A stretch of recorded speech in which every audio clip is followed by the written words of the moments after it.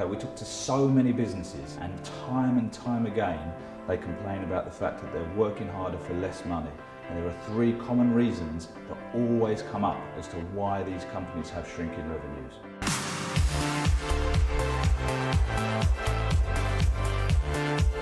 Okay, so the first mistake that most businesses make is marketing to the wrong audience.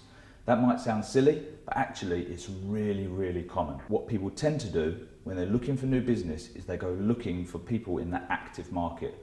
And what I mean by that is that, let's take a personal trainer as an example. So a personal trainer might think to themselves, where can I go and find clients? And the most obvious place for them might be to go and put leaflets on the cars of people who go to the local gym.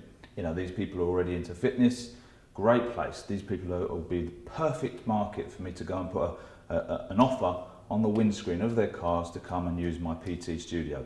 Wrong move. These people are already in what we class as the active market. They're already paying for a solution to their problem. The only thing you're going to get with these people is that they're going to ask you how much your service costs and compare it to their current solution.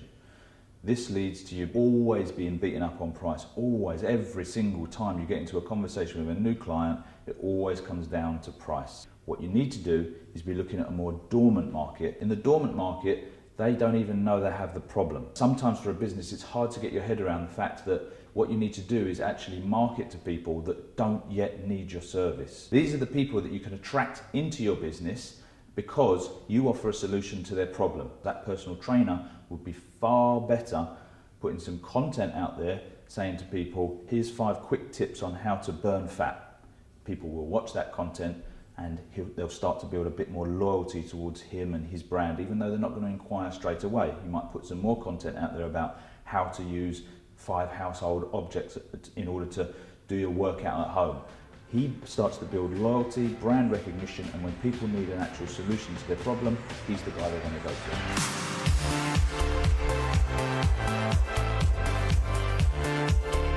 Okay, so mistake number 2 is that marketing is not being taken seriously in the business. So when a company starts to see their revenue shrinking, the very first thing they start to do is cut the costs. Understandable, you've got to be able to pay the bills at the end of the day. A lot of companies, they do what it is that they do for a living, but they sort of put at the side there, someone does a little bit of marketing as and when it's needed. If revenues start to drop, not enough customers coming through the door, let's all sit down and have a brainstorming session on what sort of an offer we can come up with and send out. It doesn't work. The marketing is the only way that your business is going to constantly generate leads and bring in new business, convert into sales.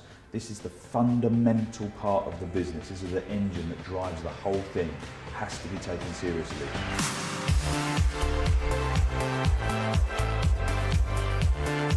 Okay, so mistake number 3 is that your marketing is not great.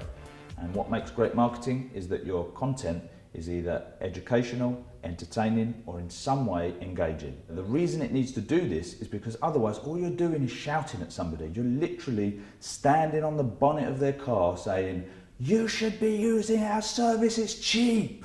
That's the biggest problem. What you need to be doing is offering some form of value to these people so that they can take your branding in their own time.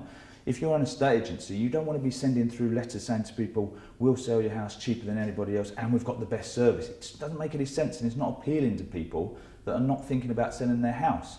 However, if you're sending me through something in more of a pamphlet format that tells me 6 quick tips on how I can increase the price of my house by 10%, that I might find quite interesting. I'm not thinking about selling, but I've already started to like your brand. When you then send me stuff about what's going on in the area and so on and so forth, I begin to actually really like your brand. When it eventually gets to the stage where I do want to sell or let my house, guess who I'm going to call? So your content has to be engaging. You have to think of the bigger picture. What market are you talking to? Are you only talking to the active people, in which case you're always going to get beat up on price?